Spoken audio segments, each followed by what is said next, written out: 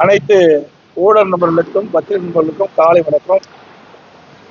நேற்றைய தினம் மாண்புமிகு மத்திய உள்துறை அமைச்சர் மரியாதைக்குரிய அமித்ஷா அவர்களை அவருடைய இல்லத்தில் இரவு 9:30 மணி அளவில் சந்தித்து தமிழ்நாட்டுக்கின்ற அரசியல் நலன்களுக்கு கேட்கப்பட்டனர்.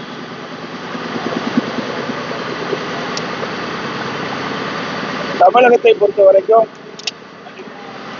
திராவிட முன்னேற்ற கழக அரசு அகற்றப்பட வேண்டும் என்ற அடிப்படையில் அனைத்து அண்ணா திராவிட முன்னேற்ற கழகம், தேசிய ஜனநாயக கட்சி மற்றும் பாட்டாளி மக்கள் கட்சி பல கட்சிகள் பேச சேர இருக்கின்றன. ஒரு வலுவான கூட்டணி அமைக்கப்படும். எங்களுடைய கூட்டணி வெற்றி கூட்டணியாக அமையும். வரவேண்ட சட்டமன்ற தேர்தலில் திராவிட முன்னேற்ற கழகத்தை வீழ்த்தி என்னுடைய கூட்டணி அதிக இடங்களில் வெற்றி பெற்று ஆட்சி அமைக்க முடியும் நேரத்தில் தெரிவித்துள்ளது. அதோடு திரு ஸ்டாலின் அவர்கள் அண்மையில உறுதியளிக்கப்பட்ட ஓய்வு திட்டம் என்ற ஒரு அறிவிப்பை அறிவிச்சிருக்கிறார். இது அரசு ஊழியர்களை ஏமாற்றக்கூடிய ஒரு நாடகமாகத்தான் பார்க்கப்படுகிறது. ஏற்கனவே பழைய ஓய்வு திட்டத்தில் அரசுடைய பங்களிப்பு இல்லை. அவர்கள் பழைய ஓய்வு திட்டத்தை நடைமுறைப்படுத்த வேண்டும் என்று கோரிக்கை வைத்தார்கள். 2021 சட்டமன்ற பொதுத் தேர்தலின் போது திராவிட முன்னேற்ற கழக தேர்தல் அறிக்கையில திராவிட முன்னேற்ற கழகம் ஆட்சிக்கு வந்தால் பழைய ஓய்வு திட்டத்தை நிறைவேற்றப்படும் என்று அறிவிப்பை வெளியிட்டார். அதைத்தான் அவர் வலியுறுத்தி போராட்டம் நடத்தி வெளியிட்டார்கள்.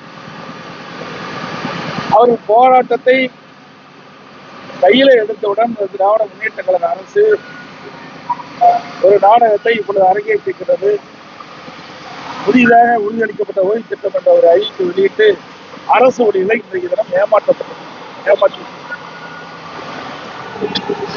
இன்றைக்கு ஒருங்கிணைந்த பென்ஷன் திட்டம், மத்திய அரசு அறிவிக்கப்பட்ட திட்டம் UPS, அது வடிவத்தில் தான் இப்பொழுது திராவிட முன்னேற்ற கழக அரசு அறிவிக்கப்பட்ட உறுதியளிக்கப்பட்ட ஓய்வு திட்டம். எந்த வேறுபாடுமே இல்லை. அதுல பேரை மட்டும்தான் மாத்தி வச்சிருக்கிறாங்க. மத்திய அரசு அறிவிக்கப்பட்ட பென்ஷன் திட்டம் பிரைஸ் இண்டெக்ஸ் இருக்குது, விலைவாசி புள்ளி. இவர்கள் அறிவிக்கப்பட்டது தற்போது புதிய அகவலைப்படி, அது 2 தான் பேர் மாற்றம். 2வது, பழைய ஓய்வு திட்டத்துல 10 ஆண்டுக்கு ஒரு முறை பே கமிஷன் படி ஊதிய குழு பரிந்துரை 10 ஆண்டுக்கு ஒரு முறை ஊதியம் உயர்த்தி வழங்கப்படும் அரசு. அதன் அடிப்படையில் பென்ஷன் மாற்றி அமைக்கப்படும். ஆனால் இப்பொழுது அறிவிக்கப்பட்ட அந்த அறிவிப்பில் அது இடம்பெறல. பழைய ஓய்வு திட்டத்தில் அது இடம்பெற்றது. அது அரசுக்கு பாதிப்பு ஏற்படுத்துகிறது. ஆக திராவிட முன்னேற்ற கழக அரசு அறிவிக்கப்பட்டது அரசு ஊழியர்களை ஏமாற்றிட்ட ஒரு நாடகமாக தான் பார்க்கப்பட்டது. அதோடு இன்றைய தினம் உங்கள் கனவை சொல்லுங்கள் என்று அறிவிப்பை வெளியிட்டு ஒரு நாடகத்தை அரங்கேற்றுகின்றார் மக்களை ஏமாற்றுகின்றார். அரசு பணத்துல 50,000 தன்னார்வர்களை வீடு வீடாக அனுப்பி மக்களின் கனவை சொல்லுங்கள் என்ற ஒரு அறிவிப்பு வெளியிட்டார். இது பெண் அமைப்பின் மூலமாக ஆட்களை தேர்வு செய்து இதை நடைமுறைப்படுத்துவதாக பரவலான பேச்சு. இன்னும் 1 மாசம் தான் இருக்குது தேர்தல் அறிவிப்பு. இப்ப எப்படி போய் மக்களுடைய கனவை சொல்லுங்கள் என்று சொல்லி எப்படி நிறைவேற்ற முடியும்? மாநில முதலமைச்சராக பொறுப்பேற்றது இன்று வரை பெயர் வைப்பதிலே வல்லவர். ஒரு பெயரை வைப்பாங்க, ஒரு நாடகத்தை அரங்கேற்றுவாங்க, போட்டோ ஷூட் போடுவாங்க, பத்திரிகைகள் விளம்பரம் வரும். அப்படிப்பட்ட ஒரு ஆட்சி தான் நடந்துட்டு. அதோட நேற்றைய தினம் வரும்போது நான் தொலைக்காட்சியில் பார்த்தேன், தமிழ்நாட்டின் வளர்ச்சி பயணத்தில் ஒருவரையும் பின்தங்க விட மாட்டேன்னு சொல்றாரு. ஏற்கனவே தமிழ்நாட்டில் இந்த ஆட்சி அமைந்த உடனே பெண்ணுக்கு தள்ளப்பட்டு விட்டது. சுமார் இந்த ஆட்சி முடிக்கின்ற பொழுது 5.5 லட்சம் கோடி கடல்ல விட்டு போங்க. 73 ஆண்டு காலம் ஆட்சியிலே பல கட்சிகள் பிடித்த போது 2021 வரை 5,18,000 கோடி தமிழ்நாட்டுடைய கடன் இருந்தது. இப்ப திராவிட முன்னேற்ற கழகம் ஆட்சி அமைந்த பிறகு 5 ஆண்டு நிறைவேற்ற போது சுமார் 5.5 லட்சம் கோடி கடன் இருக்குது. இது இந்த அரசாங்கத்தை இந்த மக்களுக்கு பின்னடைவு தானே ஏற்படும். இந்த ஆட்சி ஏற்பட்ட பிறகு போதை நடமாட்டம் அதிகரித்து விட்டது. எங்க பார்த்தாலும் கொள்ள திருட்டு பாலியல் கொடுமை போக்சோஸ் வழக்கு அதிகமாக பதிவு செய்து சிறுமிகளுக்கு பாதுகாப்பு இல்லை, பெண்களுக்கு பாதுகாப்பு இல்லை. இன்றைக்கு தமிழ்நாடு பின்னோக்கி கொண்டிருக்கிறது இந்த ஆட்சியிலே. சார், நேற்றுக்கு உள்துறை அமைச்சரை சந்திக்கும் போது அந்த கூட்டணி நிலவரங்கள் பத்தி பேசப்பட்டதா? கூட்டணி நிலவரங்கள் எல்லாம் பேசல, அதான் சொல்லியிருக்கோம். தமிழ்நாட்டில் நிலவுகின்ற அரசியல் சொல்லி கொடுத்து கேட்டார். ஏன்னா அண்மையில் அங்க இப்ப புதுக்கோட்டைக்கு வந்தாங்க, அந்த யாத்திரா நிறைவு விழாக்கா வந்தாங்க. அப்போ நாங்கள் போக முடியல. ஆனால் எனக்கு சேலத்தில் ஒரு மீட்டிங் வந்து கள்ளக்குறிச்சியில் மீட்டிங், அப்போ சந்திக்கலாம் திட்டப்பட்டப்ப 2 மீட்டிங் இருந்ததுனால நாங்கள் போய் அவர் சந்திக்க முடியல. அதனால இங்கே சந்திச்சு தமிழ்நாட்டில் இருக்கின்ற அரசியல் சூழலை கேட்டது. நேற்றுக்கு பாட்டாளி மக்கள் கட்சியை சேர்ந்த அன்புமணி ராமதாஸுடன் அந்த கூட்டணி முடிவடைந்தது, சீட் எல்லாம் முடிவடைந்தது. சீட் எவ்வளவு அப்படின்றத பின்னாடி சொல்றேன்னு சொன்னீங்க. வேறையும் கட்சிகள் இந்த கூட்டணியில வரும் அப்படின்னு நேற்றுக்கு நீங்க பேசுறாங்க. எந்தெந்த கட்சிகளுடன் அது பேச்சுவார்த்தை வெளிப்படையா எதுவும் சொல்ல முடியாது. அதாவது நான் ஏற்கனவே சொன்ன மாதிரி இப்ப பாட்டாளி மக்கள் கட்சி என்னோட இணைஞ்சிட்டாங்க. அது மாதிரி இன்னும் சில கட்சிகள் என்னுடைய கூட்டணியில் சேரும். அப்போ நாங்க தெளிவா சொல்லுவோம். அப்போ எல்லா கட்சிகளும் ஒன்றாக சேர்ந்த பிறகுதான் இந்த சீட்டெல்லாம் முழுமையான விவரத்தை அறிவிக்க முடியும். சசிகலா அவர்கள் அதிமுகவுல மீண்டும் இணைவது குறித்து நீங்கள் ஏதாவது அப்படிப்பட்ட எண்ணம் அவங்க வந்தா நீங்க இது குறித்து பல முறை ஊடகத்தில் பத்திரிகை தெரிவிச்சுட்டாங்க. மீண்டும் அதை கிளற வேண்டாம், அங்க இடம் கிடையாது. ஏன் போகல, அதெல்லாம் எங்க தனிப்பட்ட விவரம். நான் இல்லைன்னா அதோட விட்டுருங்க. இல்ல, பொதுவான ஒரு அதிமுக வலிமையா இருக்குது. இவ்வளவு போல ஊடகங்களும் பத்திரிகைகளும் அது பில்டப் பண்ணி பெருசா போட்டுட்டு இருக்கிறீங்க.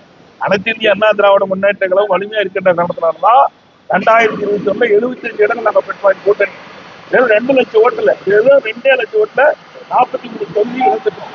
புரியுதுங்களா? பெரிய வித்தியாசம் எங்களுக்கு 3% வித்தியாசம். டிடிவி தினகரனுடைய கட்சி உங்களுடைய அதிமுக பாஜக கூட்டணியில வரும் அப்படின்னு நான் சொல்றேன்ல, ஏசியமா சொல்லுவதற்கு எதுவும் இல்லை.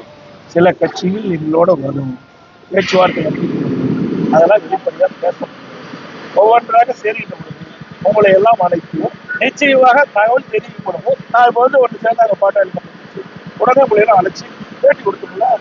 ஓபிஎஸ் சேர்வதற்கு வாய்ப்பில்லை. பல முறை சொல்லி அவர் ஏற்கனவே சொல்லிட்டார்.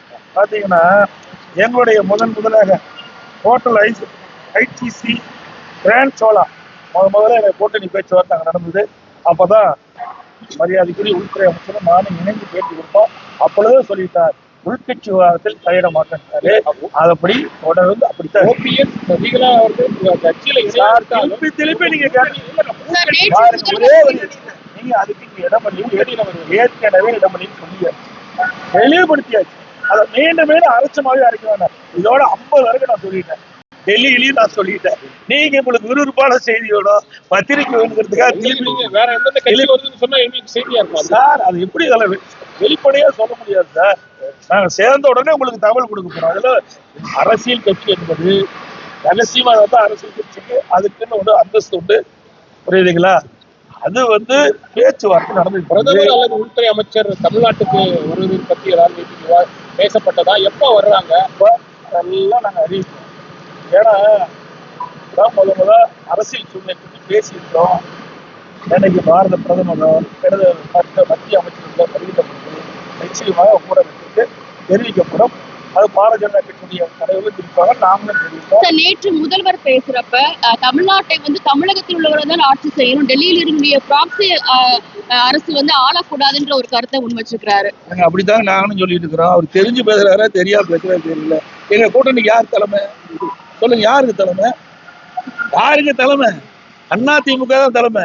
எங்க கூட்டணி பேச்சுவார்த்தை நடக்கின்ற பொழுது அனைத்து இந்திய அண்ணா திராவிட முன்னேற்ற கழக தலைமையில் தான் அதிமுக தான் ஆட்சி அமைக்கன்னு சொல்லியாச்சுல்ல. அப்புறம் அவரோட தான் காங்கிரஸோட சேர்ந்திருக்காரு. காங்கிரஸ் அவரும் எந்தெந்த காலத்துல திமுக இருக்கின்ற பொழுது அப்ப என்ன இந்திய எதிர்ப்பு போராட்டம் நடந்தது, எமர்ஜென்சி வந்தது, விசா சட்டம் வந்தது, அதெல்லாம் அரசு பண்ணாங்க அப்படின்னு ஒவ்வொரு முறையும் சொல்லிட்டு இருக்காரு. அது மட்டும் இல்ல, கலைஞருடைய பிறந்தநாள் வருகின்ற 100ஆண்டு விழா வருகின்ற பொழுது ஒரு கண்காட்சி நடத்திட்ட பொழுது திரு ஸ்டாலின் அவர்கள் விசாசாரத்தில் சிறை இருக்கிற மாதிரி கேட்டாங்க. அப்படிப்பட்ட கட்சியில் தான் போய் கூட்டணி அமைச்சிருக்கிறாங்க. கூட்டணி என்பது அவ்வப்போது எல்லா கட்சியும் அமைச்சிட்டு இருக்குது. இந்த கட்சி அந்த கட்சியில இல்ல. ஏன் இதே 1999 நாடாளுமன்றத்துல திராவிட முன்னேற்ற பாஜக கூட்டணி வச்சுக்க இல்லையா? அப்பெல்லாம் நேரடி தான் ஆனாங்களா? அமைச்சரவையிலே வீட்டில் இருந்தாங்க. கிட்டத்தட்ட 8 ஆண்டு காலம் திராவிட முன்னேற்ற கழகம்